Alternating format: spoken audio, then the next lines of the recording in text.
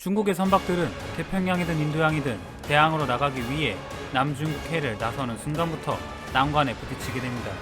가스와 원유를 수송하는 이 물길은 중국에게 있어 몸에 흐르는 동맥과 같습니다. 중국이 걸프만의 산유국으로 가기 위해서는 반드시 베트남과 필리핀의 큰해를 지나야 합니다. 문제는 최근 들어 베트남이 미국의 편에 서서 반대의 목소리를 내기 시작하였고, 필리핀은 미국의 전통적인 우방입니다. 이곳을 통과하고 나면 드디어 말레이시아, 싱가포르, 인도네시아가 마주하고 있는 말라카 해협이 나옵니다. 이 세 나라 또한 외교적, 군사적으로 미국과 연결되어 있습니다. 말라카 해협의 길이는 거의 800km에 달하는데 가장 좁은 곳의 너비가 채 3km를 넘지 않는 말 그대로 대항으로 나가는 통로입니다. 이곳은 늘 중국에게 있어 경제적, 군사적 요충지이자 관문으로서의 역할을 해왔습니다. 중국은 현재 세계 경제 2위의 강대국이지만 여전히 여기에 묶여있는 을의 입장입니다. 말라카 해협의 인접국들 그리고 중국과 지정학적으로 가까운 모든 국가들은 하나같이 중국의 부상과 중국이 소수민족 및 홍콩을 탄압하는 모습을 불안한 시선으로 바라보며 반중 성향을 키워가고 있습니다. 이런 이유 때문에 이들 나라의 대다수가 중국과 영유권을 놓고 다투고 있는 상황입니다. 중국은 남중국해 거의 전 지역은 물론 그 아래를 지나는 에너지원의 소유권도 주장하는 등 주변국과 갈등을 빚고 있습니다. 예를 들어 필리핀과 중국은 남중국해 스프레틀리 군도에 위치한 미스치프 암초를 놓고 외교적인 공방을 벌이고 있습니다. 설상가상으로 베트남, 대만, 필리핀, 브루나이, 말레이시아는 중국과는 물론 자기들끼리도 영유권을 두고 갈등 중입니다. 이것뿐만이 아니라 수백 개에 달하는 산호섬 하나하나, 물 위로 불쑥 솟아있는 바위 하나에 대해서도 어느 한 국가가 정관수역, 탐사권, 영유권을 주장하기라도 하는 날에는 언제든 갈등이 생길 수 있는 잠재적 분쟁 지역들입니다. 중국은 영유권 다툼에서 유리한 고지를 점하기 위해 분쟁 대상의 남초들과 산호섬들을 인공섬으로 만드는 작업에 착수했습니다. 한 예로 피어리크로스 암초는 단순한 암초에 불과했는데 중국이 항만과 활주로를 건설해서 뻔뻔스럽게도 스프레틀리 군도의 한 섬으로 만들어버렸습니다. 또 다른 암초에는 아예 포병대를 배치하기도 했습니다.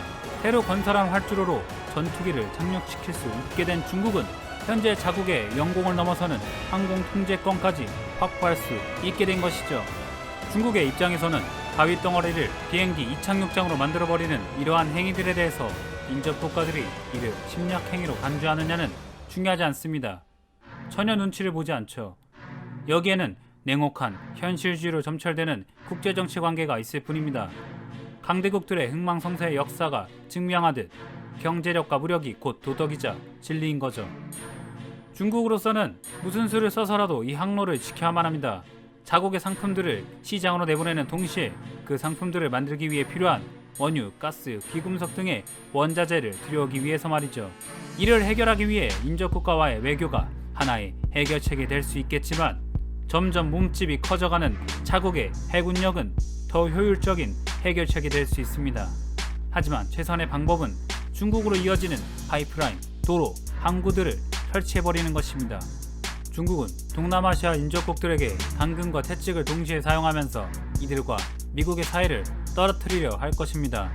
너무 심한 채찍질은 그들로 하여금 미국과 더욱 친밀해질 수 있는 빌미를 주고, 너무 많은 당근은 미국과 중국의 이해 관계에 따라 중국의 말을 따르지 않을 수 있습니다.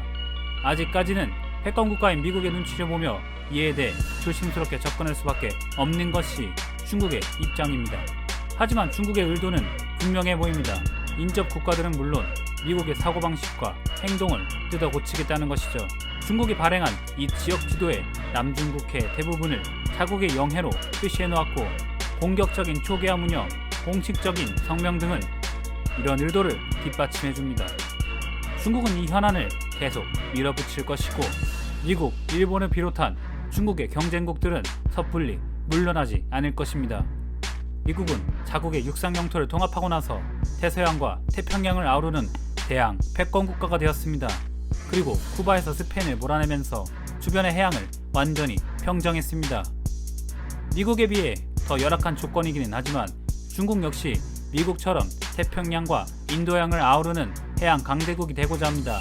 이를 위해 중국은 미얀마, 방글라데시, 파키스탄, 스리랑카 등지의 심해 항구에 투자하고 있으며 이들 나라와 우호적인 분위기를 조성해 향후 중국 해군이 이곳을 방문하거나 추진하게 될 경우는 물론 통상 라인을 중국 본토와 연결하는 것까지 염두에 두면서 이곳의 땅을 사들이고 있습니다. 인도양과 벵골만의 항구들은 중국의 향후 미래를 위한 큰 그림의 일부입니다. 중국은 미얀마 서부 해안에서 시작하여 벵골만을 지나 중국 남서부로 들어가는 천연가스 파이프라인을 건설했습니다. 에너지 공급량의 80% 이상이 말라카 해협을 통과하는 것에 불안을 느낀 중국 정부의 우회적인 전략적 카드인 거죠. 즉, 중국에게 있어서 미얀마는 미국 또는 인접국가와의 갈등에 대한 보험입니다. 미얀마는 지금까지도 지정학적인 이유로 미국과 중국과의 외교에서 이득을 보고 있습니다. 중국은 중국대로 천연자원을 남중국해를 거치지 않고 미얀마의 육로로 옮길 계획이고, 미국의 입장에서는 여러 인권 관련 이슈가 있기는 하지만 중국의 야욕을 막기 위해 미얀마를 자기 편으로 끌어들이려고 노력하고 있습니다. 미국이 미얀마에 계속 영향을 미칠 수 있는 한 중국을 지속적으로 견제하는 데 도움이 되기 때문이죠. 중국은 아프리카 케냐에 항구를, 앙골라에는 철도를, 에티오피아에는 수력발전용 댐을 건설하고 있습니다. 동시에 아프리카의 광물과 귀금속 등의 천연자원을 확보하기 위해 아프리카 전역을 샅샅이 훑고 있습니다. 그 과정에서 중국의 기업들과 노동자들이 세계로 진출하고 있으며 중국의 군대 또한 그 뒤를 따르고 있습니다. 힘과 권한이 커질수록 그만큼 책임 또한 커지기 마련입니다.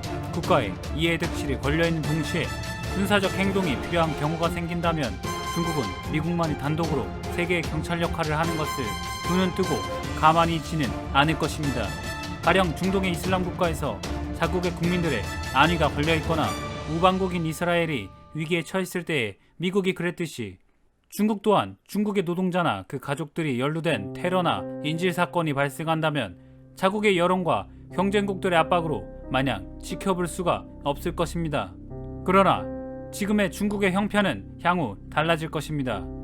미국의 우방국 및 중국의 지정학적 분쟁국가 등의 전 세계를 상대로 하여 중국은 인권 문제나 외교적, 경제적 문제로 휘둘리지 않습니다. 티베트와 신장을 확고하게 손에 넣은 중국은 제1열도선이라는 끈을 손에 꼭 쥔 채 당당하게 자신들의 대항 전략의 다음 단계를 밟아나가고 있습니다. 향후 일본이나 미국과의 마찰을 피할 수만 있다면 중국에게 유일한 위험은 중국 자신밖에 없습니다. 미국과 중국의 발전 양상은 매우 유사합니다. 하지만 너무나 빠른 속도로 발전한 탓에 그 부작용으로 중국에 닥칠 위기들은 미국의 그것보다도 상상 이상으로 감당하기 어려울 것입니다. 1930년대에 미국에 몰아친 대공황 같은 사태가 중국에서도 발생한다면 중국은 수십 년은 후퇴하게 될 것입니다.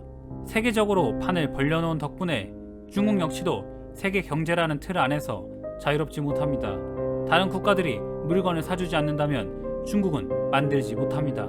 그리고 중국이 만들지 못하게 되는 순간 엄청난 실업 사태가 발생할 것입니다. 이 대량 실업 사태가 장기적으로 지속된다면 인구 밀집 지역에서의 소요는 피할 수 없을 것입니다. 중국은 인민들에게 중국식 유토피아를 약속하며 소수민족의 인권과 인접국가의 주권을 자본주의라는 이름으로 침해하고 있습니다. 하지만 역사는 말해줍니다. 인간의 인권을 무시한 독재 정권은 언젠가 무너진다는 것을.